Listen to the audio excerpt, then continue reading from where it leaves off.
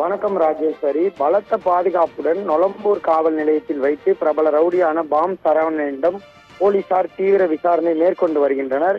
கடந்த ஆண்டு மார்ச் மாதம் திருமங்கலத்தில் உள்ள ஒரு ஓட்டலில் ரவுடி கும்பல் ஒன்றை போலீசார் சுற்றி வளைத்து கைது செய்தனர். அப்போது ஒற்றைக்கண் ஜெயபால், வேளச்சேரி பிரசன்னா, தூத்துக்குடி தம்பிராஜ் உள்ளிட்ட ரவுடிகள் கைதாகினர். இவர்கள் அனைவருமே திட்டமிட்டு கொலைக்காக சதி திட்டம் தீட்டுவதற்காக அங்கு கூடியிருந்தது தெரிய வந்தது. குறிப்பாக ஆம்ஸ்ட்ராங் கொலை வழக்கு தொடர்பாக பழி தீர்ப்பதற்காக அவர்கள் திட்டம் தீட்டுவதற்காக அங்கு கூடியிருந்தது தெரிய வந்தது. இந்த வழக்கு தொடர்பாக தான் தற்போது பாம் சரவணனிடம் நொளம்பூர் காவல் நிலையத்தில் வைத்து திருமங்கலம் போலீசார் விசாரித்து வருகின்றனர். இந்த ரவுடிகள் அனைவரும் திருமங்கலத்தில் உள்ள தனியார் ஓட்டலில் வைத்து கைது செய்யப்பட்டதால் வழக்கு விசாரணையானது திருமங்கலம் காவல் நிலையத்தில் நடைபெற்று வருகிறது.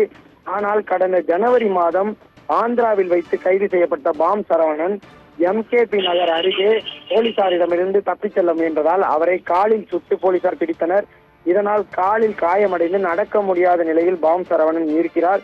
திருமங்கலம் காவல் நிலையம் முதல் மாடியில் அமைந்திருப்பதால் படிக்கட்டில் ஏறி பாம் சரவணனால் செல்ல முடியாது என்ற காரணத்தால் அருகாமையில் உள்ள நொளம்பூர் காவல் நிலையத்தில் தரை தளத்தில் வைத்து பாம் சரவணனிடம் போலீசார் விசாரணை செய்துள்ளனர். புழல் சிறையில் இதற்காக புழல் சிறையிலிருந்து ஒரு நாள் காவலில் அழைத்து வந்து பாம் சரவணனிடம் விசாரணை மேற்கொள்ளப்பட்டது. போலீசார் தரப்பில் இருந்து கேட்கப்பட்ட அனைத்து கேள்விகளுக்கும் பாம் சரவணன் தனக்கு தெரியாது என்ற பதிலையே கூறியுள்ளதாக போலீசார் தரப்பில் தெரிவிக்கப்பட்டுள்ளது.